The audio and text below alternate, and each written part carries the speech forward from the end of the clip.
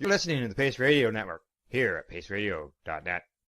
The views expressed by the individuals during this broadcast are their own opinions, and they may not be the same as those of their group or other organizations they may be involved with. All medical advice during our broadcast is not a medical opinion and should be checked with your medical physician.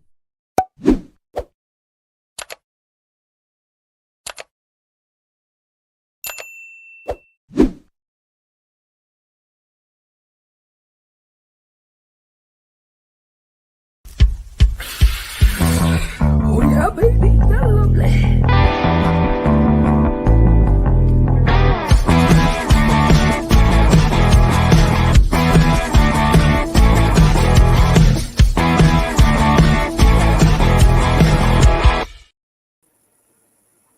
Good morning, it's July the 15th, and welcome to Psychedelics and Cannabis Educational News. We're live here at paceradio.net. Good morning, Rev Cindy. How you doing? I'm doing pretty good. How are you doing, Al? I'm doing all right. I'm a bit surprised right this second because just as we went live, I received notice that in order for our broadcast to go out on X, that we are required to pay for that. Yeah, I just received a notice just as I went live. What? Never had that happen before. Yeah, Weird. Yeah, premium account required. You have to pay for that. Interesting. See what happens. I'll just see what happens with that. Yeah, we'll see what happens with the broadcast this afternoon and tomorrow. See if she receives the same notification, and we'll go from there. But as far as news and so on and so forth, this past weekend, I can tell you, Saturday, it was a smoke show here. We were doing Karma Cup testing. Oh, that's exciting. And what we did is we did the testing. We had there was 7 of us that was around the table, and we had the camera at the one end, and trying to pick up everybody up, and we had the buds and we had the pre-rolls, and we passed some buds around, the indica buds, around, and people could look at them for smell and moisture and appeal and stuff like that. And then each of us took a turn rolling up a sample, grinding it up, seeing what it was like, and then rolling it, and we passed around the doobies, and everybody did the judging. But we did have one person who couldn't judge, or they could judge, but they couldn't input their data right away, because that's what we were doing. Everybody had the phones, right? This fellow, phones, hello, just that's what he uses phones for. So we wrote it down on paper, right? So I got his results, and I can tell you, the question on would you buy this? He's got yes on many, many, many, many answers. Well, that's exciting. Gives you a bit of an idea, and seeing some good numbers. So I know that everybody was happy with the way things turned out and how the day went. But we were about 5 hours. Wow. Yeah. So 5 hours doing the testing. So you're looking at 7 joints, 14 joints in total that we tested. 14 samples in total. Yeah, exactly. Very cool. And the samples we got 2 joints minimum out of the buds. So nice. Good, yeah. That's excellent. Really nice. That's the way a cannabis sample should be for judging it. You should have at least a full gram, so you can get 2 half-gram joints. Mm-hmm. Yeah. Oh yeah, there was at least a full gram there. There's no doubt, but yeah, they're good awesome. size. So, alrighty. Well, what do you say? Get on to the news? Might as well get on to the news. That is technically what we're here for. That's right. Exactly. Here we go. Stories up. Coming to us from Marijuana Moment. Missouri officials transfer $11 million in marijuana revenue to fund drug treatment, veterans' health, and legal services. That's excellent. Money that's going to what's needed instead of just into a slush fund. Missouri officials transferred nearly $11 million in revenue from adult use cannabis sales this week routing the money towards veterans health care, legal assistance for low-income people, and drug treatment and recovery services. News of the latest transfer of cannabis funds was announced on Thursday by the state's Department of Health and Senior Services. The state's voter-approved legalization amendment in 2022 specified that fees and taxes from the adult use cannabis system go to the Missouri Veterans Association, the Missouri State Public Defender, and DHSS itself. Of the total, $10,918,344 being dispersed, each of the three agencies received $3.6 million. The MVC must use the funds exclusively for healthcare and other services by military veterans and their families, while the State Public Defender must use the money to fund legal assistance for low-income Missourians. The DHSS will use its share of the revenue to fuel a grant program aimed at increasing access to evidence-based low-barrier drug addiction treatment, prioritizing medically proven treatment and overdose prevention and reversal methods, as well as an emphasis on reintegrating recipients into their local communities. To that end, the proceeds will also support overdose prevention education, job placement, housing, and counseling for people with substance use disorders, according to the DHHS announcement. Nice. In May, state regulators announced that Missouri had put more than $19 million in cannabis revenue towards veterans, legal services, and drug treatment since legalization took effect in the state in 2022. Yes, it's good to, the way they're spreading this money around. And more, the director of the Division of Cannabis Regulation said at the time that it is so rewarding to see the impact of this voter approved program on organizations that provide vital services to Missourians. Moore told lawmakers in January, meanwhile, that altogether taxes and fees from recreational cannabis had generated $58 million in state revenue. That top-level amount first pays for operational costs and court expungements of past cannabis offenses, with the remainder going to veterans, substance use treatment, and public defenders. An earlier $17 million transfer was released last November, which with a large portion going to the Veterans Commission. At the time, Paul Kirchhoff, the MVC's executive director, said the funds will help MVC continue to support the existing infrastructure of our 7 veterans' homes. Missouri launched its medical cannabis program. In 2018, dispensary sales began 2 years later in 2020, and under the law, medical cannabis products sold at licensed dispensaries are taxed by the state at a rate of 4%. And the provision requires that any money collected that exceeds the cost of administrating the program be dispersed to Veterans Commission. Adult use cannabis purchases, meanwhile, are subject to a 6% tax, state tax. Interesting. Oh, they tax, so because they're taxing their medical cannabis. Is unfortunate there that they do that, but it's good to see that the money that they're getting on that tax isn't just going to orange juice and food for people who don't need it. Hi, Carolyn. And here you go. Got a message. Hi, Carolyn. All righty, on to the next story. I gotta get her lined up here. And we'll go from there. Where did it go? Oh, there we go. Oh. Al's playing with buttons. Yeah, I'm playing with buttons. That's right. Exactly. Sometimes it's just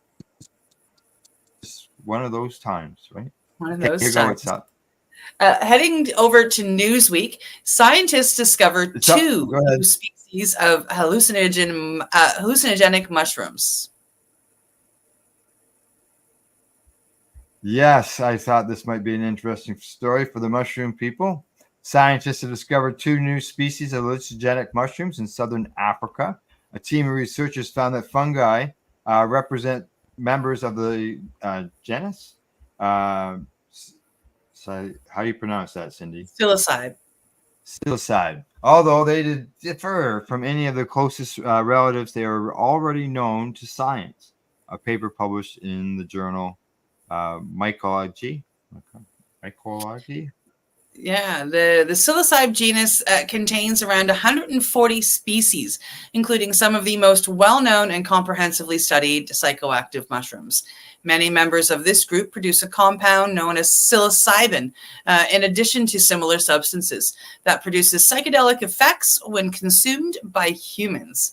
Psilocybe mushrooms are found in a wide variety of climates around the world, growing on a host of substrates such as soil, wood, and manure. Despite this, only a handful of the known species are indigenous to Africa. The latest study takes the total to 6. Although it's not rare to find new African mushrooms, it is relatively rare to find new psilocybe mushrooms, as these are always of interest to amateur or trained microbiologists.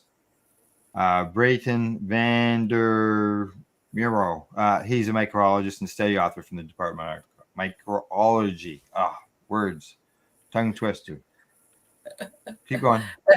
Aren't they fun? Yes. 2 new species described for the first time in the study have been named psilocybe ingeli and psilocybe maluti, respectively. And here we have pictures of both of them. Aren't they beautiful? There you go. Yeah. The ingeli was originally found in 2023, growing in pasture land enriched by bovine manure in the, here we go with words, KwaZulu-Natal province of South Africa by self-taught citizen mycologist Telan Molut, who is one of the study's authors. The diminutive size and hemispheric cap of the mushroom did not match the description of any known South African mushroom the authors wrote in the study.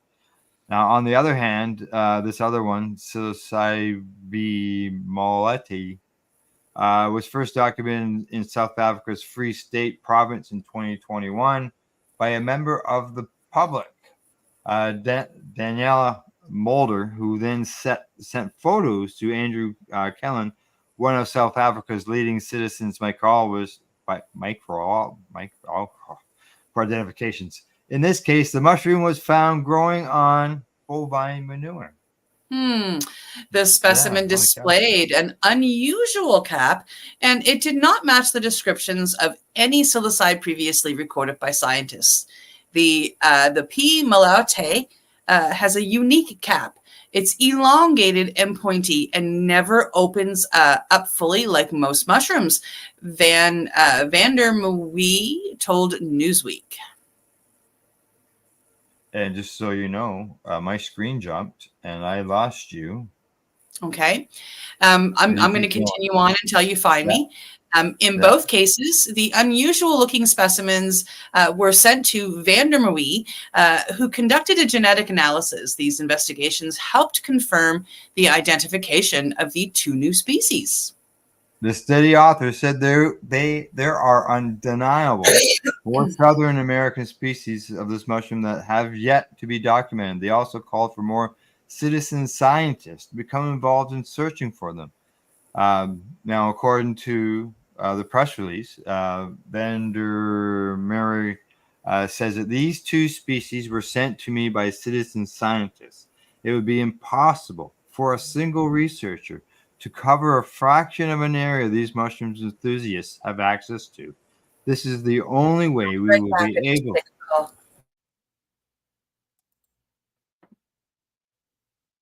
Only way we'll be able to further studies in African microbiology. Oh, she's gone. Okay, I'll just keep on going. I thought I heard Cindy say something. Now I've lost where I was. Oh, okay, I'll just start here. After this first specimen of psilocybe molleti was found, further investigations documented more examples of the kingdom of Lesotho, a landlocked country encircled by South Africa. This led to the documentation of the mushroom's spiritual use by traditional healers from the Basotho ethnic group. Although the traditional use of psilocybin containing mushrooms has been well documented in regions such as central and southern Mexico, there are very few such reports from Africa, according to the authors. The researchers sourced anecdotal information on the traditional use of, I keep getting this menu, keeps dropping down in my way, traditional use of the Maluti mushroom there through interactions with Basotho healers and elders near the villages of Lejoin and Loeta in the Luribi district of northern Leslo. Boy, I'm really messing up these names, people. Sorry about that. The indigenous name of the Kawa Lake. Ooh, yeah. So there we go. We got new mushrooms showing up in Africa that are psychedelic, and we'll go from there, right, Cindy? Unless you want to try some of those words. Oh my goodness. No, that's okay. I apologize for having to take off. That was a very important phone call, and I came back to you struggling with a word. I struggle with more than a word. Oh no. Too bad you weren't there sharing them with me. But yeah, important phone calls. Yes, that happens during live broadcasts. Sometimes it does. It does. It just wasn't something that you could just up and go, and we couldn't edit out later. So. All right, on to the next story. Hopefully, we get some words in here that I can pronounce. And there were some crazy words in the other one. There was. It is. Oh no! Which story are we going with next? I think I closed off the wrong one. No, I got it. Coming to us from Global News, Alberta dispensary becomes first to sell cannabis at Edmonton Comedy Festival. What's going on here? What's with Alberta? On Thursday, Glenn and I were talking about the Calgary Stampede and cannabis being there. Now they're doing it at a comedy festival. First, why just there? Why not the rest of the country? What's going on here? The rest of the provinces, get your act into gear. Here we go. Comedy fans attending the Great Outdoors Comedy Festival from July the 12th to the 14th, so this past weekend, will have the option of taking part in what's believed to be an Alberta first. Plant Life Cannabis, Alberta's largest independent cannabis dispensary, will be the first to sell products at the star-studded festival, which showcases some of the biggest names in comedy at Kinsman Park. Well, that's exciting. Mama. Ian Scott, Vice President of Operations for Plant Life Cannabis, told 6:30 CHED this morning with Stacey Brotzel that staff will sell products out of a sea container set up in an area of the park called the Garden of Plant Life. The garden will feature products from brands like Papa's Herbs and Box Hot, as well as Alberta brands like Zealy, Next Friday, Leisure Club, and Token Naturals. They say the setup is similar to a beer garden, okay? And it says that you can come up and see us and purchase pre-rolls, edibles, beverages. We take cash, cards, and we have a little consumption area directly behind us as well. Wow. Wow. The use of cannabis products has increased and become socially acceptable since Prime Minister Justin Trudeau first decriminalized the substance in October 2018. I don't think he decriminalized. It went through legalization, but different than decriminalization, I believe. Allowing Canadians to purchase and possess up to 30 grams of cannabis in public. According to Statistics Canada, more than 1/3 of adults aged 18 to 24 years and 25 to 44 years reported using cannabis in 2023, compared with 15.5% of adults aged 45 years and older. The historical data says that from October 2019 shows that 17% of Canadians aged 15 and older reporting cannabis in three previous months, and changed from 2018. What? That's old data. Now they go on to say that acceptance of cannabis is more prevalent out there, and reduced stigma, according to Scott, the fellow who's doing all this. Yep. Yeah. Now he also credits red tape reduction measures introduced by the provincial government that allows cannabis producers to sell directly to consumers on site and online. We That's need to beautiful. find that. We need Yeah. to find that section to send it to our government, our provincial governments. Oh yeah, no, Puff Mama would be able to put her shows on again. That'd be like wicked. Yeah. As the days go by, as the years progress, more and more, it is a fabric of Canada, and it'll be more accepted, he said. He believes without question that it won't be long before more festivals jump on board and view cannabis through the same lens as alcohol.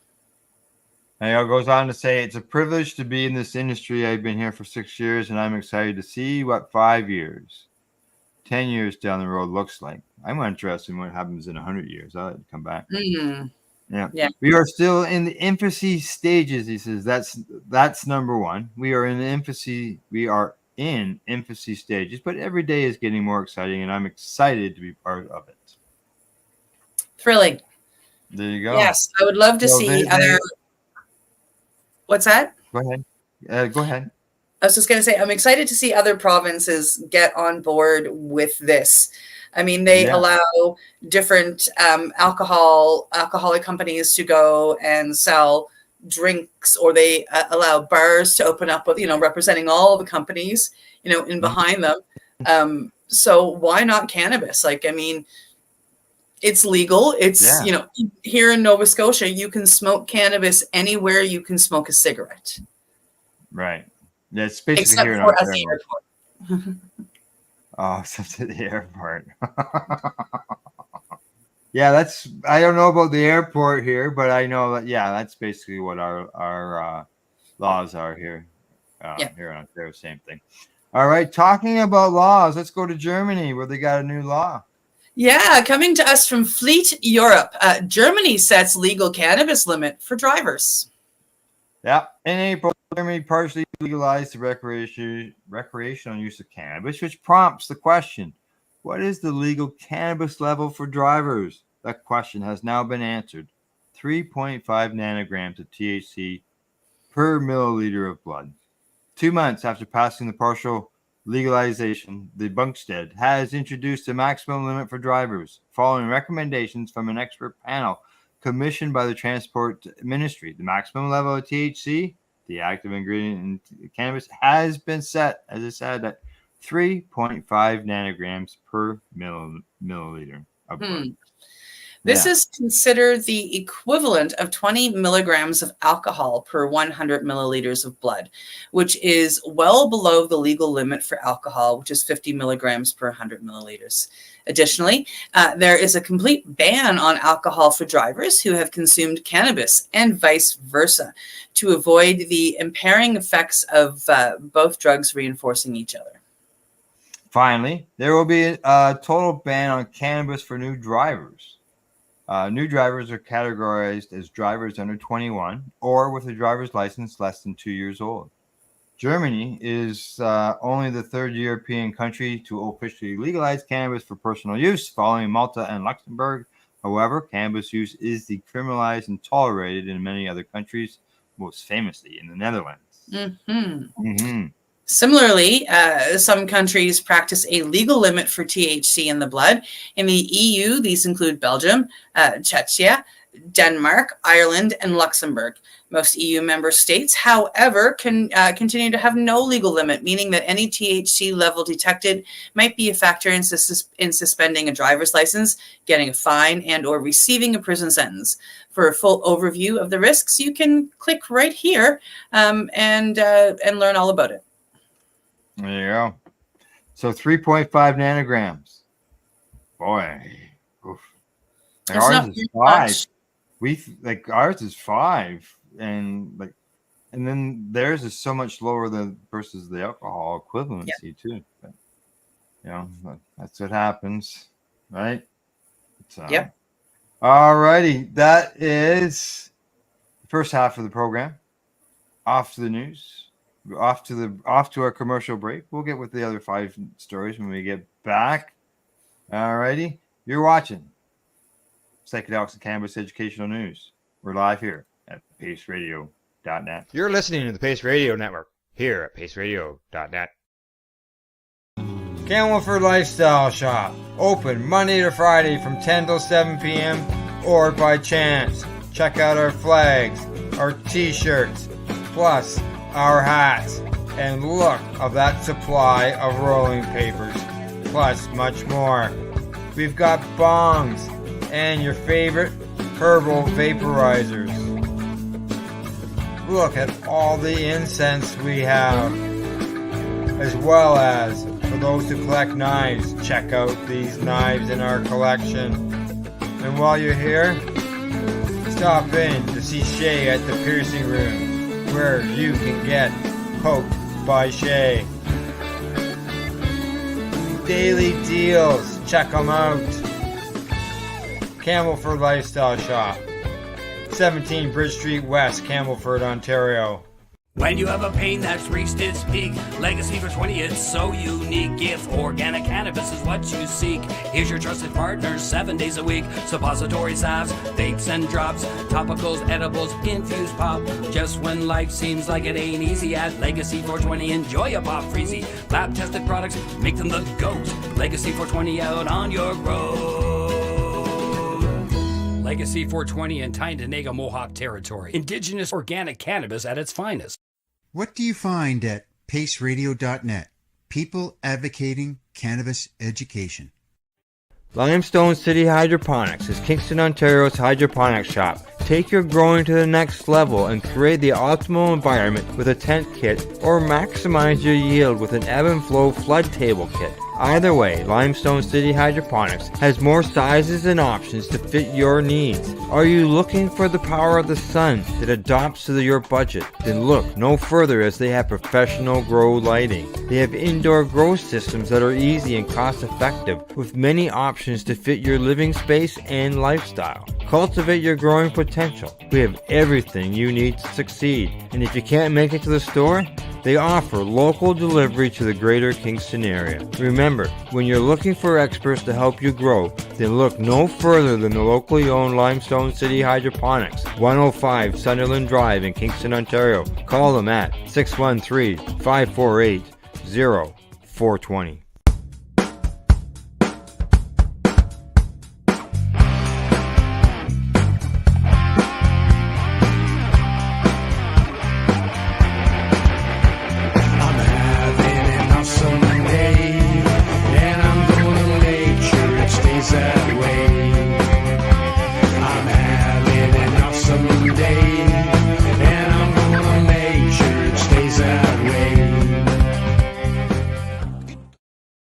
You're listening to the Pace Radio Network here at paceradio.net. And we're back for a medication session. We've got 5 more stories, and some on psychedelics, some on cannabis, some on cannabis right here in Canada. You know, they say that there's some things that were done when it came to cannabis legalization that were wrong or need to be improved on. And let's go to the next story to discuss that. Yes, coming to us from cannabis.net. Canada legalized cannabis 8 years ago. Here are 5 things they would do differently if they could get a redo. Yeah. Canada's decision to legalize recreational cannabis in October 2018 marked a historic moment, making it the second country in the world after Uruguay to do so. And they say when Bruce Linton sold the first piece of legal cannabis at 1201 in Nova Scotia, Cannabis.net was there to cover the monumental moment. The goal of legalization was to eliminate the Canadian black market, protect public health, generate significant tax revenue, and regulate the production, distribution, and consumption of cannabis. However, several years into this experiment, it is evident that the journey has not been smooth. Here are some of the key areas where Canada's cannabis legalization has encountered significant challenges and what went wrong. There is a persistent black market. One of the primary objectives of legalization was to eradicate the black market for cannabis. Unfortunately, this has not been entirely successful. These are some of the issues that have led to persistent black market. There are pricing issues. Legal cannabis in Canada is often more expensive than its black market counterpart due to high taxes and regulatory costs. The price disparity makes it difficult for legal businesses to compete, as consumers often opt for cheaper illegal options. Product availability and variety is also a problem. In the initial stages, the legal market struggled to meet consumer demand due to limited supply and variety. The black market, with its established networks, continued to thrive by offering a wider range of products at lower prices. Another problem, slow licensing process. The slow rollout of licenses for retail stores limited access to legal cannabis, especially in densely populated areas. This delay allowed the black market to maintain its stronghold as consumers preferred convenience and availability. Regulatory hurdles and inconsistencies. The regulatory framework for cannabis in Canada is complex and has presented numerous challenges. These challenges include, one of them is a complicated regulations. Canada's regulatory environment involves federal, provincial, and municipal regulations, which can vary significantly. This complexity creates confusion and compliance challenges for businesses, making it difficult for them to operate efficiently. Stringent packaging and advertising restrictions is also an issue. Strict rules on packaging and advertising were designed to protect public health, but have also hindered legal cannabis companies from effectively marketing their products. These restrictions have limited their ability to compete with the black market, which does not face such constraints. Yeah. Now, go ahead. Public health and safety concerns. Legalization was also intended to protect public health and safety, particularly for young people. Youth consumption is one of the issues. One of the goals was to reduce youth access to cannabis. However, studies indicate that youth consumption rates have not significantly declined, raising concerns about the effectiveness of current regulations in curbing underage use. Whoa, but it doesn't say anything about increased. Which was the big thing that people were complaining about. They were worried about back then was the increase, and there's no mention of that there. Nope. No. Lack of public education is a problem. Insufficient public education complaints about the risk and responsible use of cannabis has led to misconceptions and misuse among both new and experienced users. More comprehensive education efforts are needed to inform the public about safe consumption practices. Economic and financial issues. The economic impact of legalization has been mixed, with several financial challenges emerging. These challenges are high entry barriers. The cost of entering legal cannabis markets is prohibitively high due to stringent regulations, licensing fees, and startup costs. This has limited participation to well-capitalized entities, often excluding smaller businesses and entrepreneurs, and that is the major reason why you have a lot of the legacy growers not entering the legal market. They can't afford it. I would imagine this next one could be banking and financial services, because banking is a problem. Just getting banking services while owning a cannabis company. Despite legalization, many cannabis businesses still faces challenges of accessing banking and financial services due to federal regulations. This has forced some businesses to operate on a cash-only basis, which poses security risk and financial management difficulties. I wouldn't think, was it the federal regulations for the banking that prevents the cannabis? It's the regulations, or is that just a stand of the banks? It's the stand of the banks because they're terrified of the American banks getting mad at them because it's not federally legal there. That's the way I look at it. Yeah. Supply chain challenges. The cannabis industry has also faced significant supply chain issues, such as production and supply problems and inventory management. Production and supply problems. Early on, the industry struggled with production and supply chain challenges, resulting in shortages and inconsistent product quality. These issues were exacerbated by the strict regulatory environment that slowed down the establishment of cultivation and processing facilities. Inventory management. Overproduction in some areas led to the surplus of cannabis, causing significant financial losses for producers.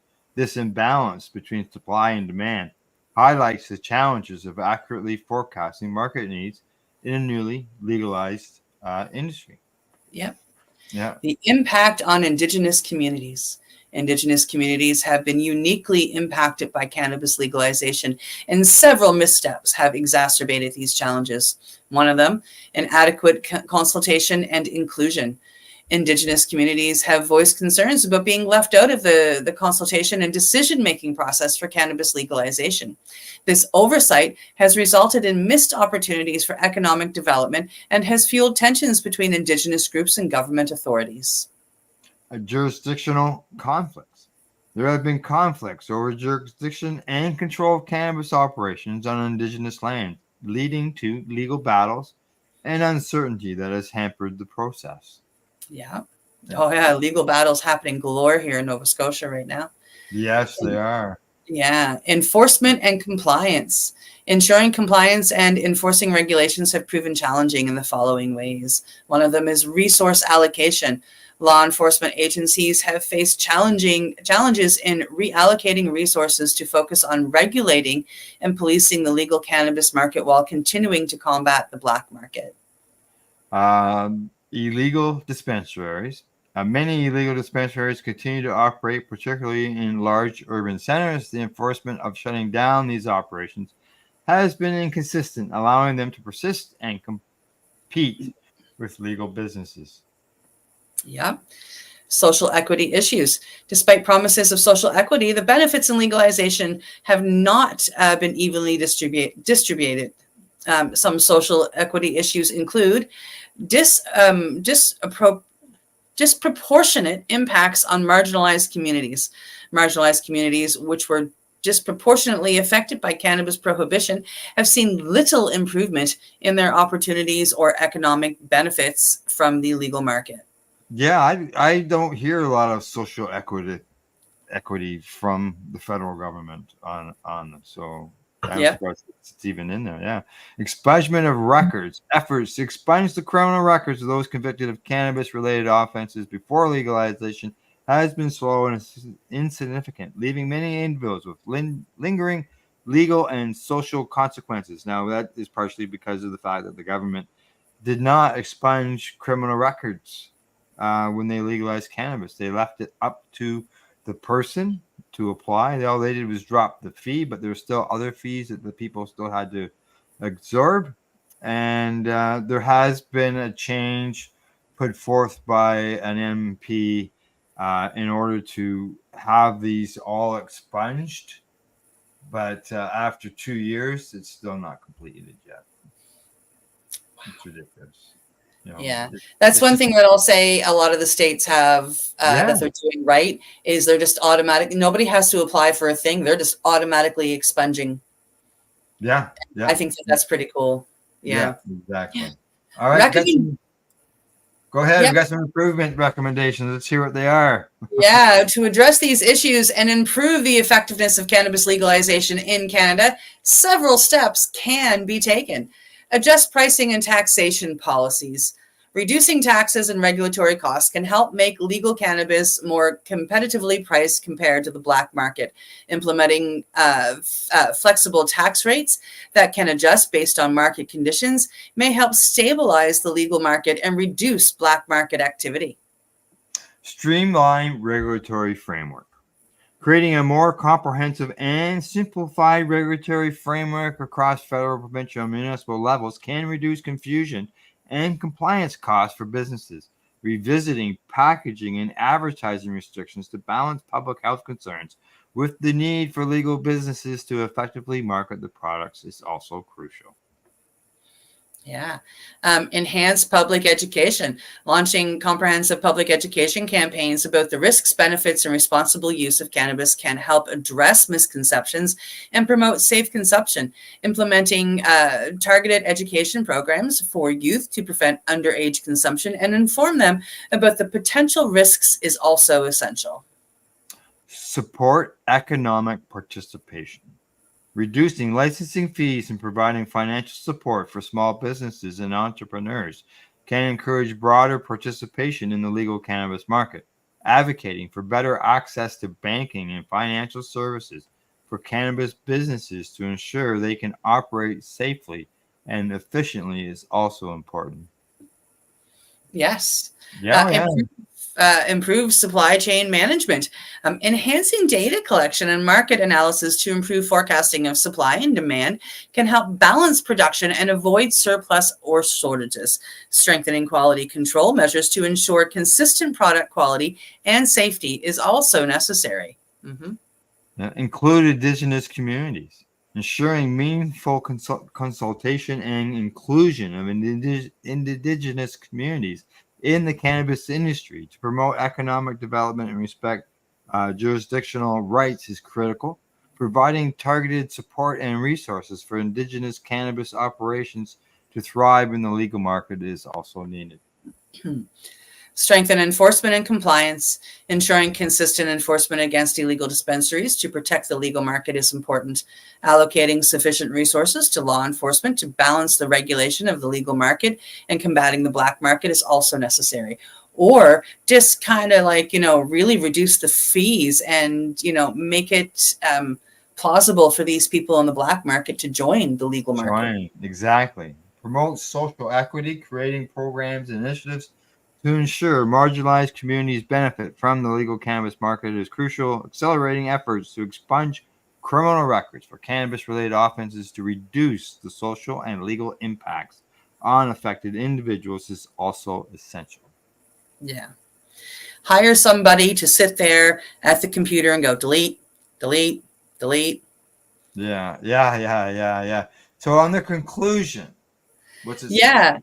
Canada's journey with cannabis legalization has been a groundbreaking and complex experiment indeed. While there have been significant achievements, several challenges remain that need to be addressed to fully realize the benefits of legalization. I agree.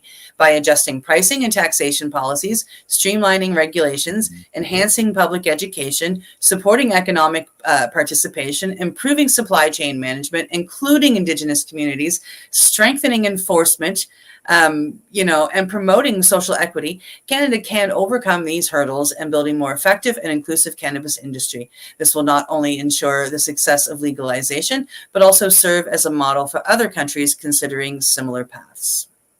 Well, there we go. A review of what they believe needs to be done with our cannabis legalization. And, that doesn't even involve everything that we as advocates are talking about. Good morning, Steve. Good morning, Steve. The stuff that we're talking about, increased THC limits when it comes to edibles. Yeah. Things like that need to be done. I truly believe that they just need to hire somebody to go through the records and, bring up all the cannabis records and just start expunging. Yeah. You shouldn't have to go through that.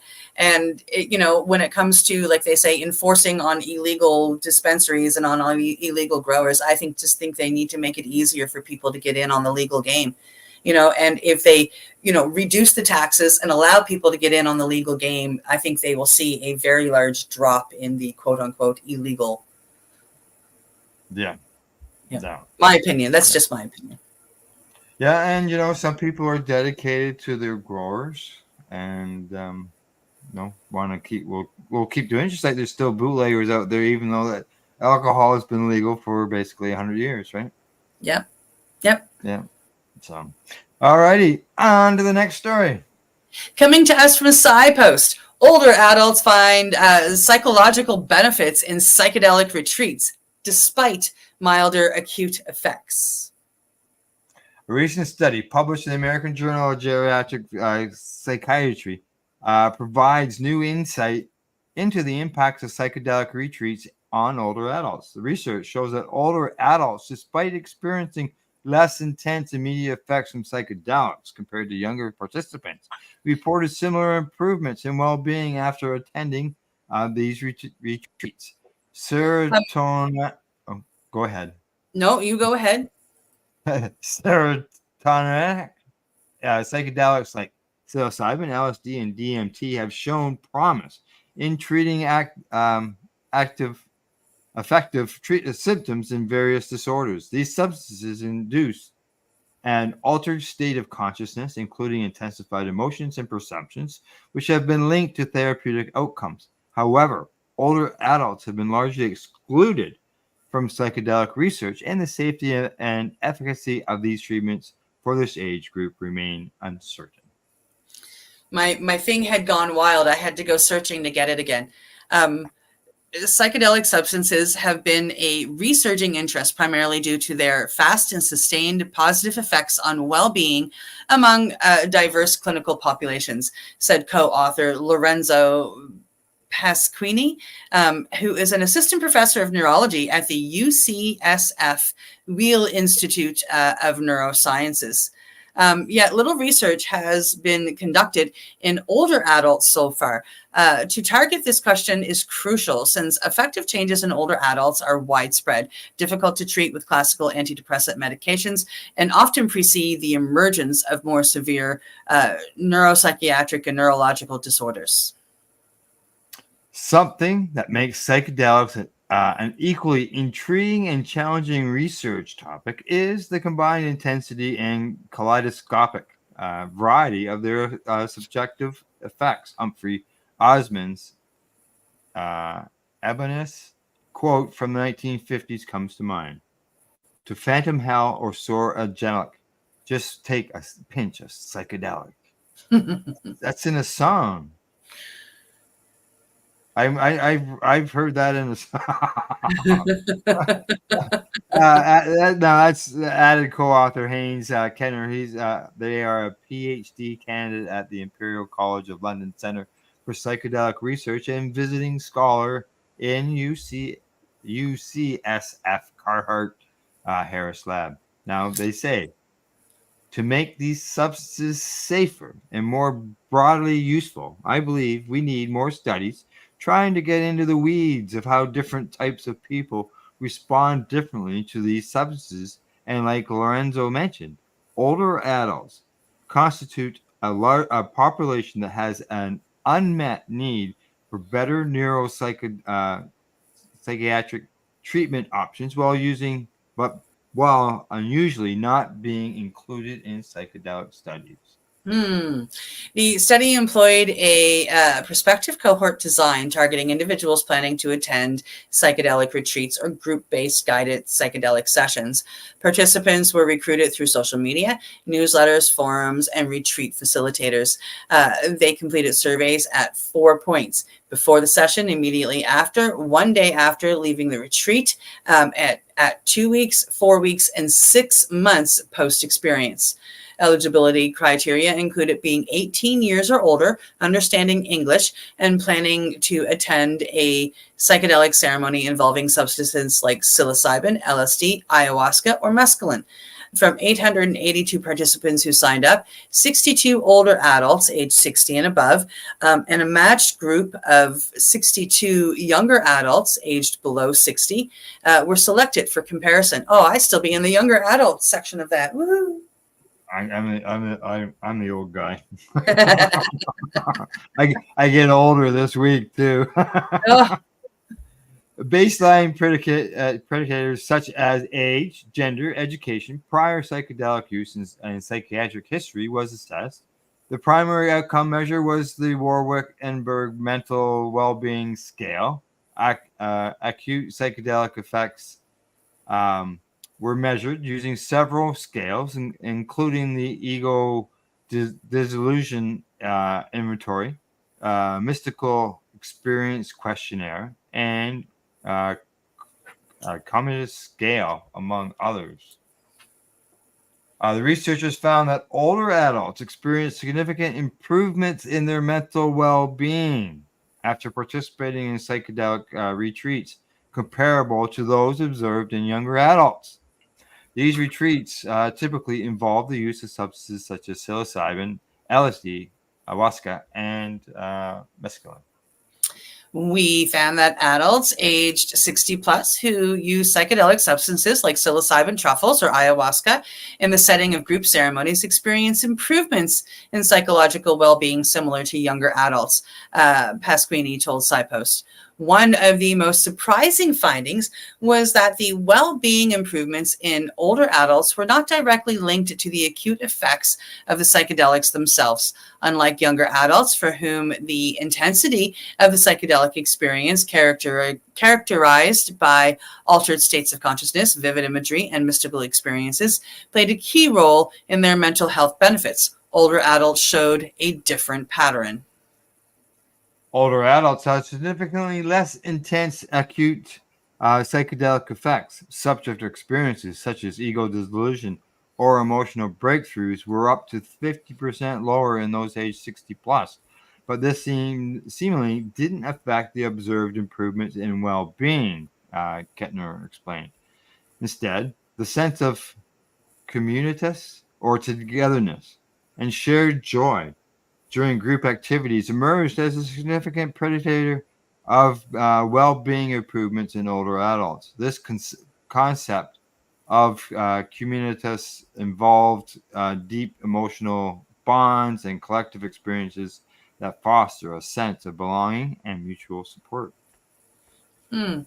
Older adults reported that these group interactions and the emotional intimacy developed during the retreats were central to the positive outcomes.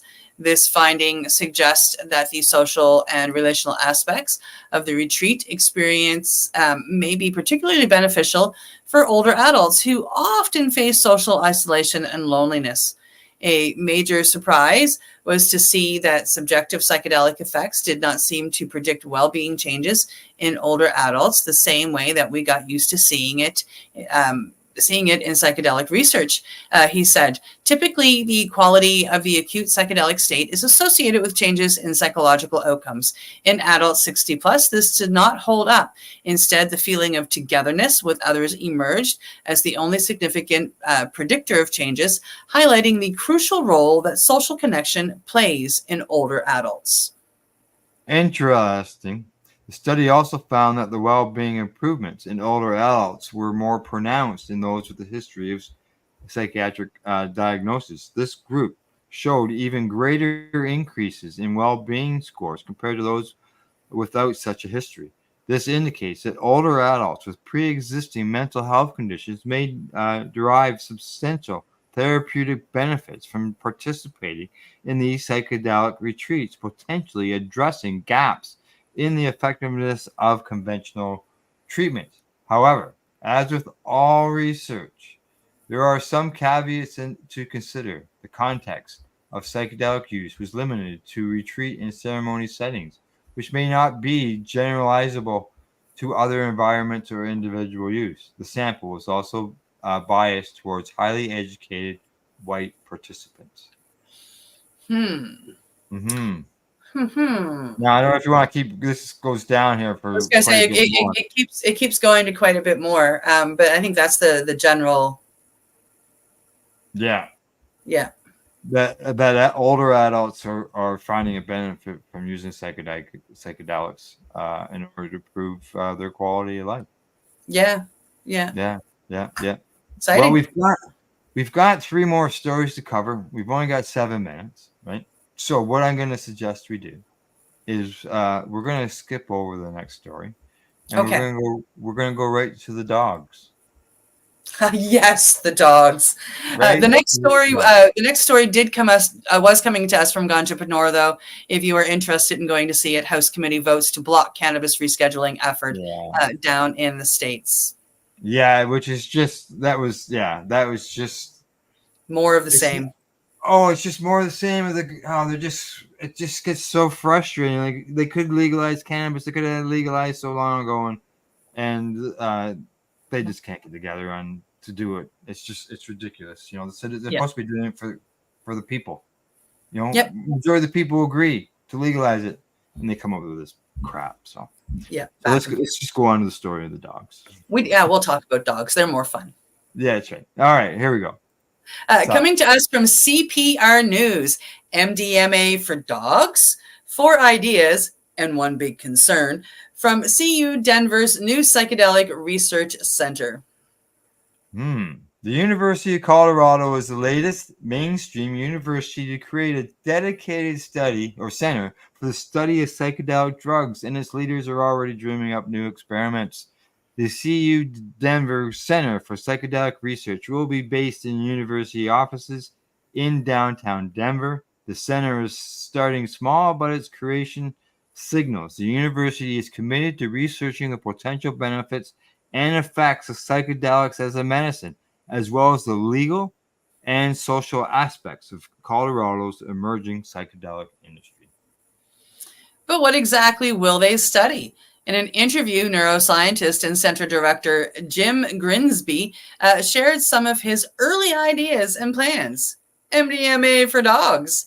Researchers have been asking if MDMA, a drug sometimes known as ecstasy or Molly, could help people with post-traumatic stress disorder.